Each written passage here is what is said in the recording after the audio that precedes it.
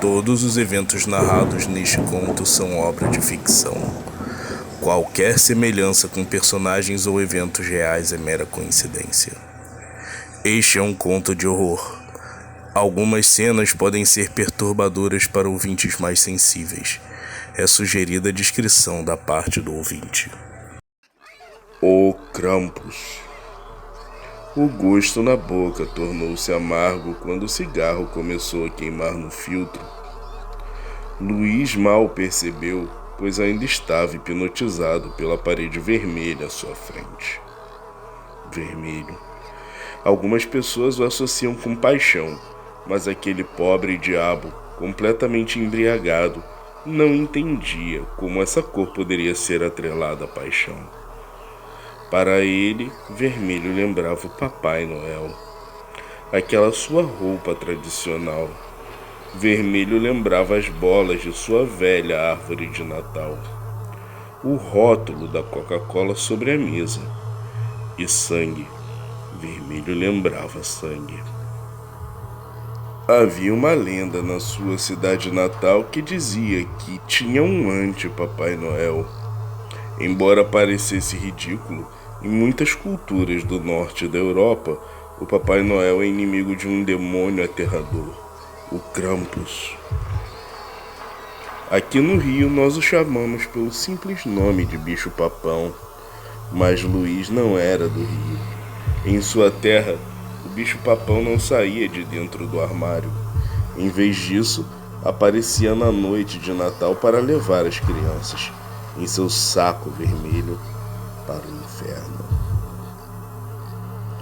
Havia também aqueles que acreditavam que ambos eram aliados, o Krampus e o Papai Noel, e que o Krampus levava crianças para servirem de alimentos às renas, e era daí que tiravam sua capacidade de voar, alimentando-se das almas puras e inocentes.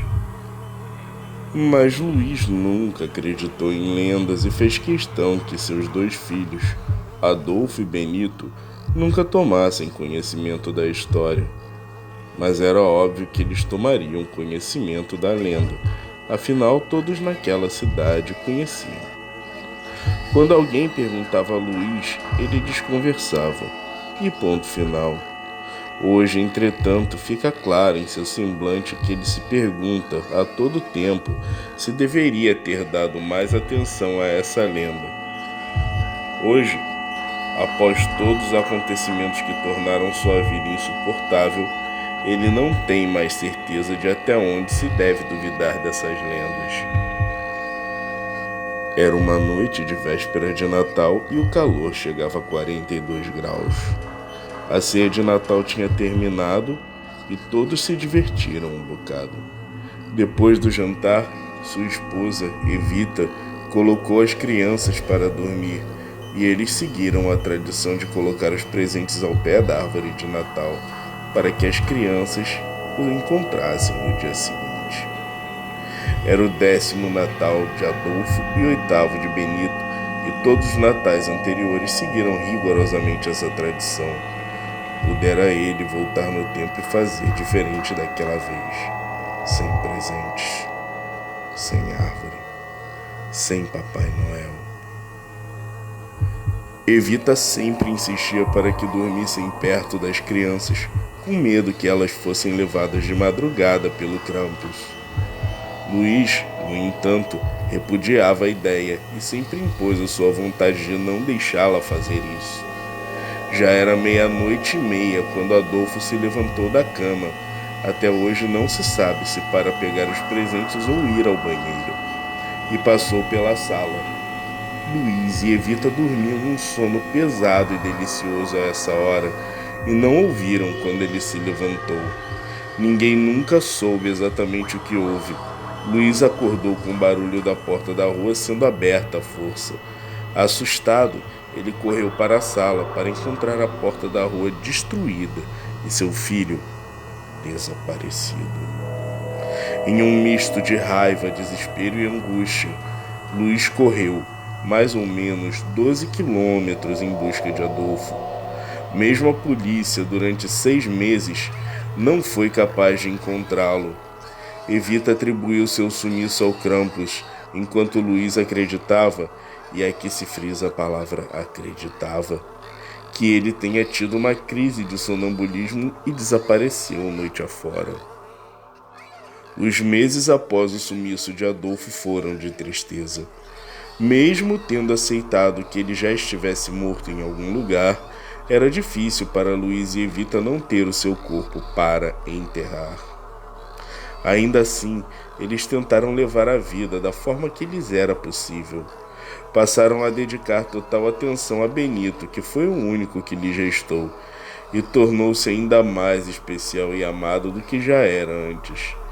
Evita passou por um momento bem difícil e quase precisou ser internada, mas, felizmente, eles superaram tudo isso juntos, embora discordassem frequentemente quanto à razão do sumiço de seu filho. 2 anos se passaram até que conseguissem superar de vez o trauma ocorrido, e com isso voltaram a comemorar o Natal, coisa que não faziam desde que Adolfo sumiu. A dor era muito grande naquele momento. Tudo preparado como de costume. Ceia, presentes, árvore de Natal e até uma foto de Papai Noel ajudou a decorar a sala. Luiz e Evita quase chegaram ao divórcio, quando ele quis seguir a tradição de deixar os presentes embaixo da árvore de Natal para que Benito os encontrasse no dia seguinte. Após muita discussão, conseguiu convencê-la a aceitar, propondo que dormisse um pouco mais tarde e ficasse atento para o caso de Benito acordar e ir para a sala. A vida é cruel algumas vezes, e algumas pessoas parecem escolhidas a dedo por Deus, ou quem quer que governe o universo. Benito levantou-se no mesmo horário em que Adolfo havia levantado 2 anos antes, mas dessa vez Luiz estava um pouco mais atento e ouviu quando ele abriu a porta do quarto e dirigiu-se à sala. Levantou-se da cama sem acordar Evita e, bem devagar, seguiu Benito. Ele estava sonolento, mas sempre afirmou que a história que se segue é exatamente o que ele viu ou pensou ter visto. Ao chegar na sala, Benito estava mexendo nos presentes completamente doce, inocente, ingênuo. Até hoje, Luiz diz que é exatamente isso que o Krampus procura, porque em um piscar de olhos, uma leve fumaça espalhou-se ao redor da árvore de Natal e ele viu uma criatura, com uma enorme cabeça de bode esverdeada, usando uma roupa vermelha e um imenso saco da mesma cor, bastante cheio. Seria esse saco cheio de crianças? Ele parou na frente de Benito, que parecia tão incrédulo quanto qualquer um com quem isso acontecesse. Fez-lhe um carinho nos cabelos e deu a ele um pedaço de carvão. Abruptamente, agarrou sua cabeça e o sacudiu como se fosse um bicho de pelúcia. Naquele momento, Luiz se desesperou e tentou correr em direção àquela cena grotesca e salvar Benito, mas suas pernas pareciam pesar como chumbo. Apesar do esforço tremendo que ele fazia, suas pernas pareciam coladas ao chão, e tudo que ele podia fazer era ver a criatura jogando Benito de um lado para o outro, fazendo o sangue sujar o chão, as paredes, o sofá e até o teto. O homem chorava compulsivamente ao mesmo tempo em que tentava sair do lugar. Quando pensou que a cena de horror tivesse terminado, o terrível ser abriu uma boca que mais parecia de um jacaré, mas com dentes de tubarão. E, sem remorso, sem piedade, sem escrúpulo algum, engoliu a cabeça de Benito. Engoliu-a inteira, da mesma forma que se engole uma azeitona ou um ovo de codorna. Nesse momento ele desmaiou. Depois disso, Luiz só se recorda de acordar quando o dia amanhecia e Evita gritava, desesperada por Benito. Mais uma vez, um filho seu era levado pela lenda que teimara em não acreditar a sua vida inteira. É desnecessário dizer que seu casamento com Evita não resistiu à perda de outro filho. Tentaram terapia, assistência religiosa e qualquer coisa que prometesse ajudar a superar os problemas, mas alguma coisa dentro deles havia mudado. Ele passou a beber compulsivamente, primeiro durante as noites, mas quando deu por si, ele passava o dia inteiro com uma garrafa de cachaça barata, cambaleando pelos cantos. A cidade, que apesar de acreditar na lenda e passá-la adiante de geração em geração, tentava culpá-lo pela morte de seus filhos.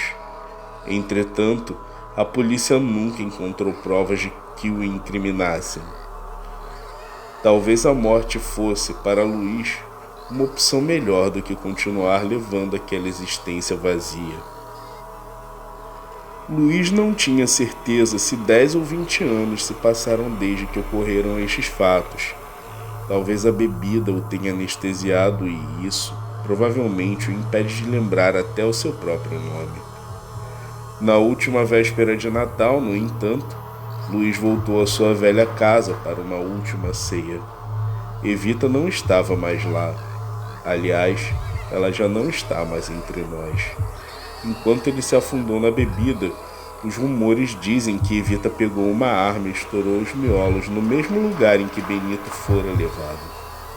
Luiz não tinha uma arma em suas mãos, mas tinha uma garrafa de cachaça vagabunda, um galão cheio de gasolina e fósforos. Muitos fósforos. Mais uma vez, é véspera de Natal e Luiz aguarda ansiosamente a chegada do bom velhinho. E então, gostou de nosso conto? Inscreva-se no nosso canal, ative o sininho de notificações, curta e compartilhe com os seus amigos. E não se esqueça, o terror não tem limites.